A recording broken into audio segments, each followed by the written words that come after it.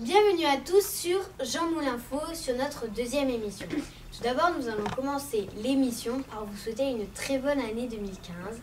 Plein de bonnes choses, plein de nouvelles choses et une très bonne santé. Alors, nous commençons l'année malheureusement par un très mauvais pied, parce qu'il y a eu un attentat contre le journal Charlie Hebdo, qui est autour de moi. Ça a été très choquant, mais nous aurions voulu que l'année commence autrement. Mais bon, nous ne pouvons rien y faire. Nous allons continuer cette émission par l'exposition qui se fait au Musée des Beaux-Arts à Lille, qui est l'exposition des pharaons.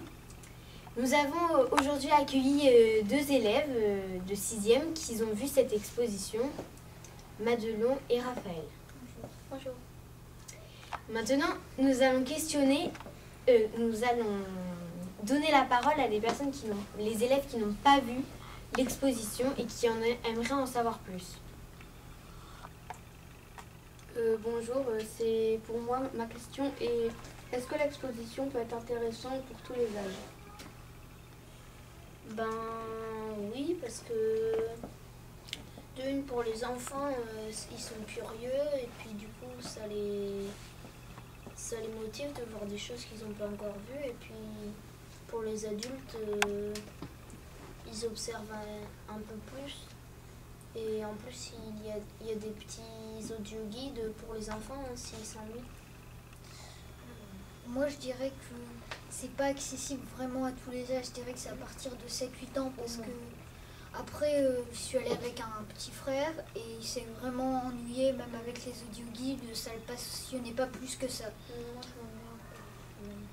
il faut vraiment que ce soit limite, c'est 7-8 ans. Voilà. Nous allons passer à un deuxième camarade. Bonjour, qu'avez-vous appris?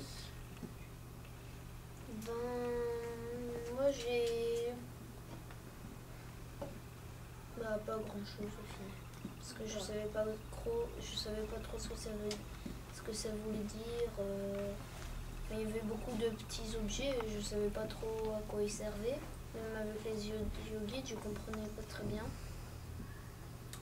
Moi, je trouve que ça m'a appris beaucoup de choses parce que on voyait les objets, il y avait par exemple des peignes, des armes, du coup on apprenait un peu comment aussi ils vivaient, et on a appris leurs dieux, enfin on a appris plein de choses comme ça, j'ai trouvé que c'était très bien. Et puis il y a aussi les petites, je sais pas comment ça s'appelle, mais les petites pancartes où il est écrit après en quoi c'est fait, d'où ça vient, de quelle année à peu près. Voilà. Nous allons passer la parole à un troisième élève.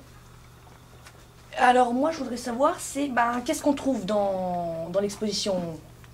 On trouve des épées, des petites statuettes représentant des dieux. On trouve aussi un truc que j'ai bien aimé, c'est une fausse salle de tombeau. Et après, la fausse salle, elle est aussi sur un genre d'écran. Et on peut la voir de tous les côtés.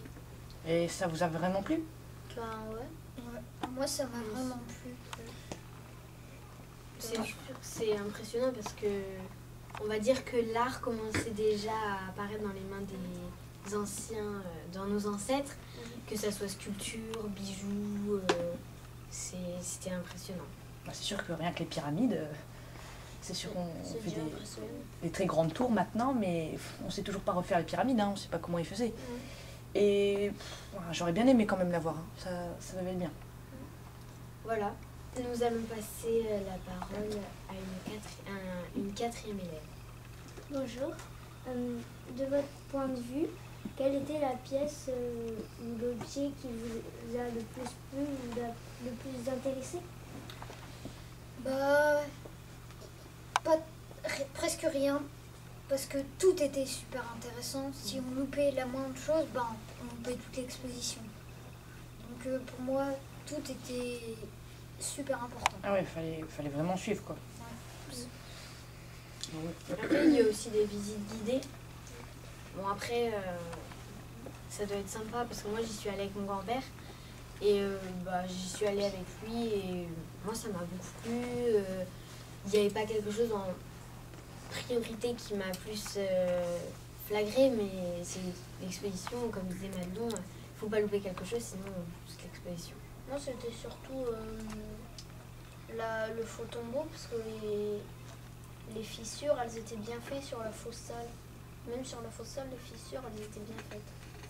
Puis après à côté il y avait un écran où il y avait une boule. Vous pouvez voir en 3D.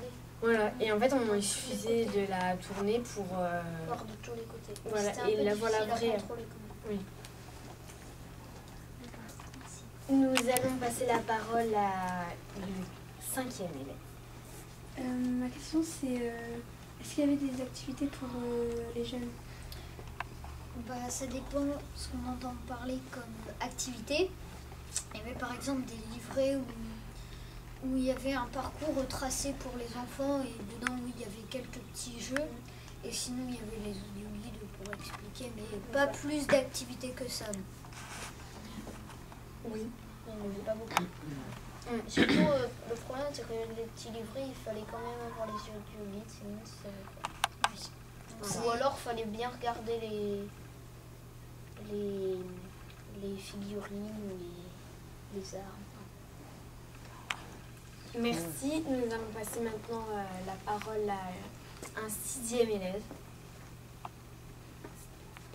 Bonjour, comment l'exposition s'est-elle passée?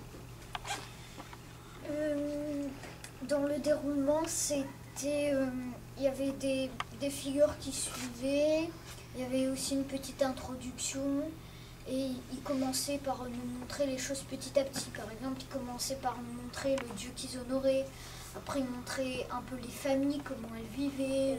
La chronologie aussi. Oui, Puis ça faisait un parcours. oui, ça faisait un parcours. Au départ, c'était la vie, je crois, et puis au final, c'était la mort, comment se passait Oui. la mort. Ouais. Voilà. Bon, nous sommes arrivés à notre dernier élève. J'ai une chose à rajouter, si vous prenez des audio-guides, pensez à prendre des cartes d'identité ou des choses où c'est reconnaissable parce que c'était pas précisé, mais si on n'en a pas, on n'a pas d'audio-guide. Et Voilà. moi, je rajoute juste un truc. L'exposition, c'est jusque quand?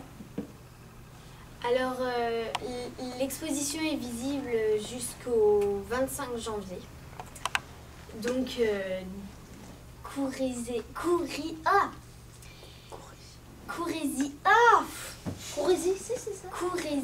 vite. Alors, par contre, un petit conseil, parce que j'y suis, comme je le disais au début, j'y suis allée avec mon grand-père.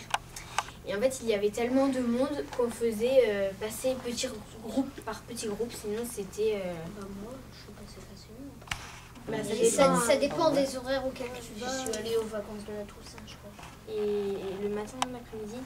Parce que moi, j'y suis allée en début d'après-midi et c'est sûr que c'est plus facile pour passer. Je suis allée vers 15h30, 16h30 à la fin de semaine.